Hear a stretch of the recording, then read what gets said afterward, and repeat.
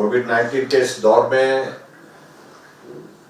पूरा देश एक बहुत बड़े संकट के दौर में से गुजर रहा है और स्वाभाविक रूप से हिमाचल प्रदेश भी उस परिस्थिति से अछूता नहीं है। सरकार की ओर से हर संभव प्रयत्न किए जा रहे हैं कि हम इस दौर से बाहर निकलें, संक्रमण को रोकने के लिए प्रयत्न हो रहे हैं और उसके लिए हमको हिमाचल प्रदेश में बहुत सारी रिस्ट्रिक्शंस कर्फ्यू के रूप में भी लागू करनी पड़ी है।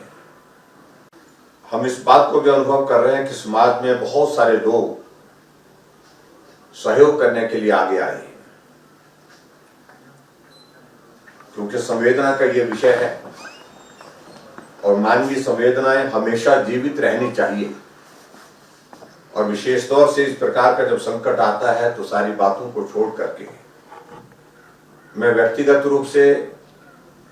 चाहे मैं संस्था की तरफ से जो भी संगठन के माध्यम से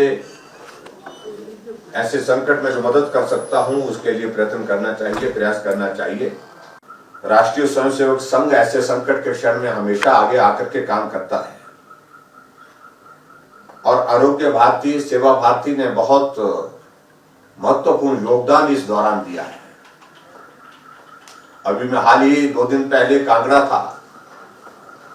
तो कांगड़ा जिला में वहां पर जब हम अधिकारियों के साथ बैठक कर रहे थे तो वहां इस बात को लेकर के भी ध्यान में आया कि अगर कोई सक्रिय होकर के संस्थाओं में आगे बढ़कर के अपना सहयोग दे रहे हैं तो उसमें सेवा भारती बहुत बड़ा सहयोग कर रही है। कोई आदमी बीमार होता है, उसके लिए मदद करने के लिए आगे आए हैं। किसी की अगर इस संक्रमण के कारण दुखद मृत्यु होता है, परिवार के लोग भी कई बार उनका पार्थिव शरीर जिसकी दुखद मृत्यु हुई है, उनका रिश्तेदारों का, उसको लेने के लिए भी तैयार नहीं होते हैं। तो उस सूरत में सेवा भारती के लोग आगे आकर के उसमें सहयोग दे रहे हैं, अंतिम संस्कार करने में और यहां तक कि शव को घर तक अपनी एम्बुलेंस में पहुंचाने के लिए सक्रिय सहयोग दे रहे हैं। मैं सभी जो संगठन से जुड़े हुए हैं, संस्था से जुड़े हुए हैं,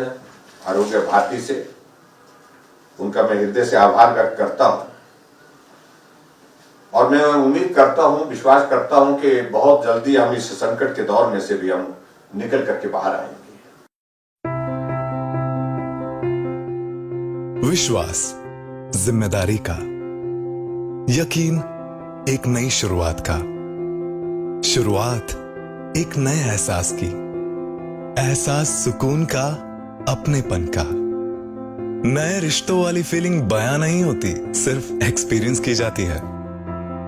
जैसे Goyal motors Maruti Suzuki Arena, नए रिश्तों की शुरुआत, now in Solan and Shimla.